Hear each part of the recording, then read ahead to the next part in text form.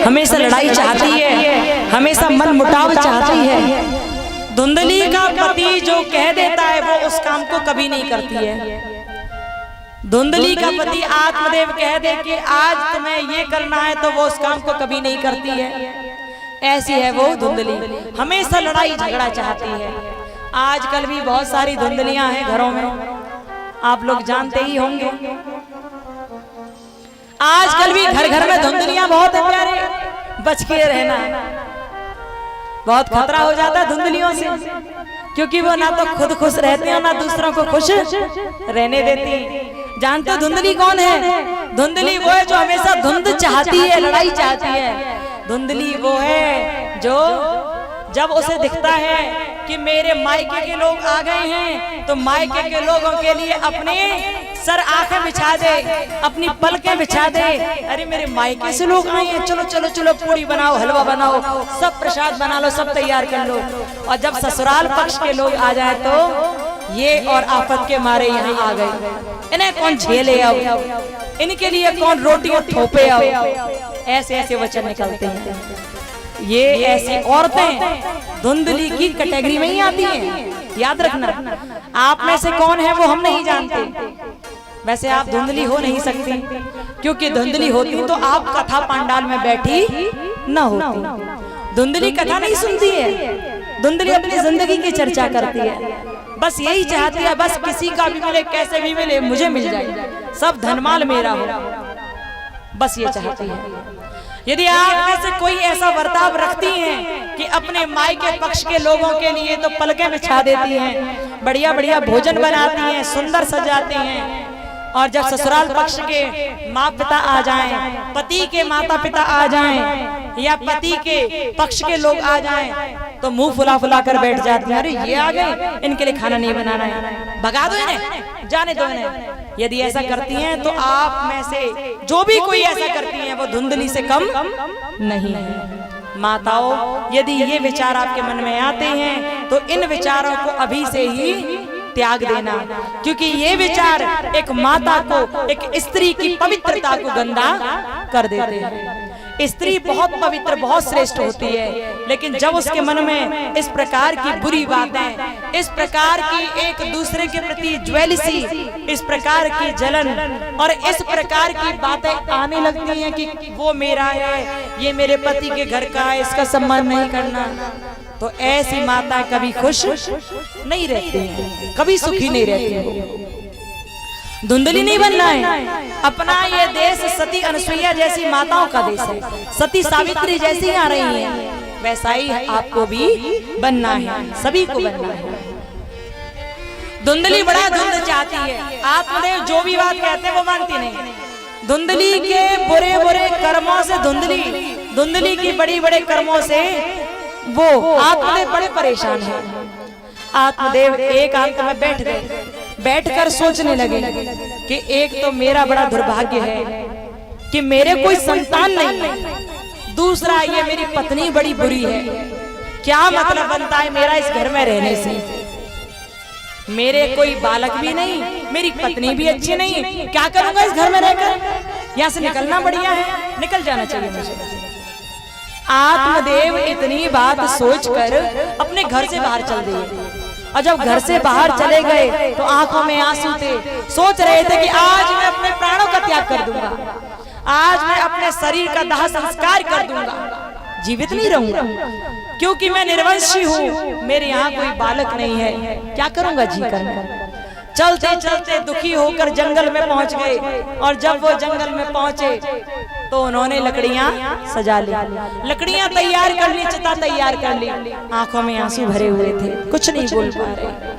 और जब लकड़ियां सजाकर तैयार कर ली, उन्होंने वहां पर मरने को तैयार हो गए, तभी अचानक बड़ी जोर की प्यास लगी, और जब प्यास लगी तो उन्होंने देखा कि एक नदी बह रही है पास में।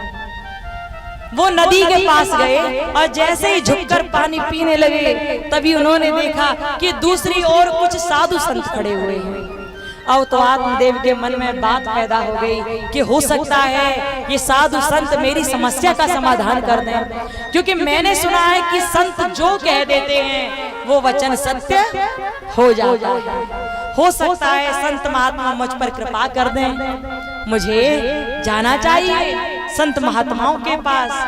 अब तो आत्मदेव ने इतना सोचा और इतना सोचकर वो आत्मदेव उन संतों के पास चले गए। जैसे ही संतों के पास पहुंचे, संतों के चरणों में शीश नवाया, दंडवत प्रणाम किया, आंखों में आंसू भरे हुए थे। संतों ने उठा दिया आत्मदेव को, अरे ब्राह्मण उठो। आत्मदेव क्या बात है, इतने परेशान क्यों आत्मदेव, तुम्हारे आंखों में आंसू क्यों हैं आत्मदेव, कारण क्या है बताओ। आत्मदेव जोर से रोने लगा और कहने लगा, संत महाराज मैं बहुत परेशान हूँ, मेरी जिंदगी बहुत बुरी तरह गुजर रही है, जैसे मैंने कामना की थी ना वैसा कुछ नहीं हो रहा। संतों ने कहा क्या चाहते हो बताओ, कमी क्या रह गई बताओ। अब तो ये सुनकर आत्मदेव ने कहा कि कमी तो पूरी ही है, मिला क्या है मुझे, है क्या मेरे पास, कुछ नहीं मेरे पास। मेरी स्त्री बड़ी व्यभिचारी है, बुरे कर्म करने वाली है, वो एक तो खुद व्यभिचारी है, दूसरा कोई संतान भी नहीं मेरे, इसलिए मैं आज यहाँ पर मरने आया हूँ, मैं अपने प्राणों का त्याग करने आया हूँ संत महाराज यहाँ पर। ये सुनकर संत महाराज दुखी हो गए। दुखी होकर सोचने लगे कि हमारे सामने यदि कोई निर्दोष व्यक्ति अपने देह का अंत करे, अपने प्राणों का त्याग करे, तो ये हमारे लिए बड़ा सोचनीय विषय है, बड़ी लज्जा की बात है। इसलिए हमें इस व्यक्ति को, इस आत्मदेव को बचा लेना चाहिए। संतों के मन में बात आ गई, करुणा आ गई। संत बहुत कोमल होते हैं, जब किसी को परेशान देखते हैं ना तो तुरंत द्रवित हो जाते हैं और द्रवित होकर उसकी परेशानी को दूर करने का प्रयास करते हैं। बाबा तुलसीदास ने भी श्री रामचरितमानस में एक चौपाई लिखी, संतों के हृदय के लिए एक चौपाई लिखी, और उस चौपाई में बड़ी सुंदर बात कही। तुलसीदास बाबा ने कहा, संतों का हृदय नवनीत के समान होता है, मक्खन के समान होता है, मक्खन बड़ी जल्दी पिघल जाता है।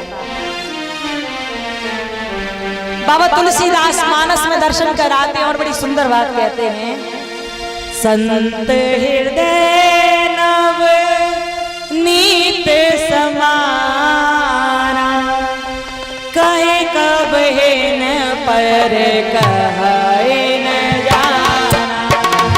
श्री राम जय राम जय जय राम, श्री राम जय राम जय जय राम। संत हृदय नीत समाना, कहे कब न पर कहे न जाना। श्री राम जय राम जय जय राम, श्री राम जय राम जय जय राम। निज परताप द्रवहि नवनीते, निज परताप द्रवहि नवनीते, पर दुख द्रवहि संत पुनीते, पर दुख द्रवहि संत पुनीते, पर दुख द्रवहि संत पुनीते। कर्म फल